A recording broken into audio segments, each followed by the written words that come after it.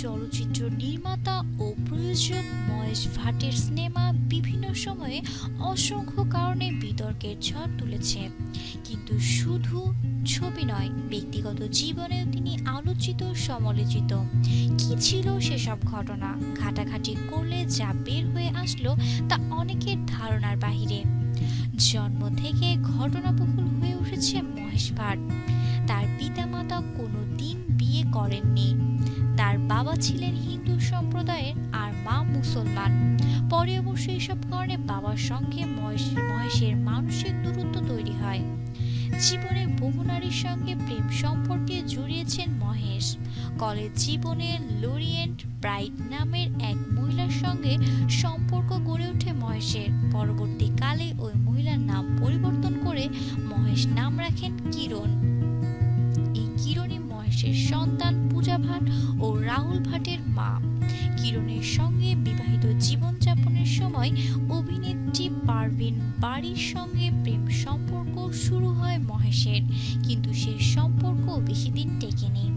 এরপর সোনি রাজদানের সঙ্গে জড়িয়ে পড়েন মহেশ। জন্মগতভাবে হিন্দু হলেও সোনিকে বিয়ে করলেন বলে ইসলাম ধর্মে দীক্ষিত হন মহেশ। আলিয়া ভাট ও শাহিন ভাট সোনি রাজদারের মেয়ে। তবে মহেশকে নিয়ে বিতর্কটা তখনই ওঠে, একটি জনপ্রিয় ম্যাগাজিনের কতটা শুটের জন্য মেয়ে পূজা ভাটকে চুম্বন করার পর নীরবভাবে চুম্বনরত পিতা কন্যার এই ছবি পত্রিকায় প্রচ্ছন্দে প্রকাশিত হলেও ভারত জুড়ে সমালোচনা শুরু হয়। এই ধরনের আচরণকে অশ্লীলতা বলে দাবি করে বিক্ষোভ পর্যন্ত হয়েছে। তবে ঘটনা এখানেই শেষ না। এই কাহিনীর কিছুদিন পর একটি পত্রিকার সাক্ষাৎকারে দিতে গিয়ে মহেশ বলেন, আমি পূজাকে বিয়ে করতে চাই। ও যদি আমার মেয়ে না হতো তাহলে আমি সত্যি ওকে বিয়ে করতাম। এই মন্তব্যের পর উঠে তীব্র সমালোচনা।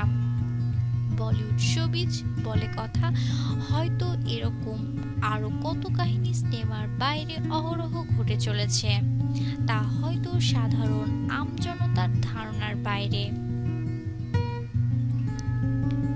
মিডিয়া জগতের সব খবরাখবর জানতে আমাদের মিডিয়া রিপোর্ট চ্যানেল সাবস্ক্রাইব করুন। লাইক, কমেন্ট এন্ড শেয়ার করতে ভুলবেন না।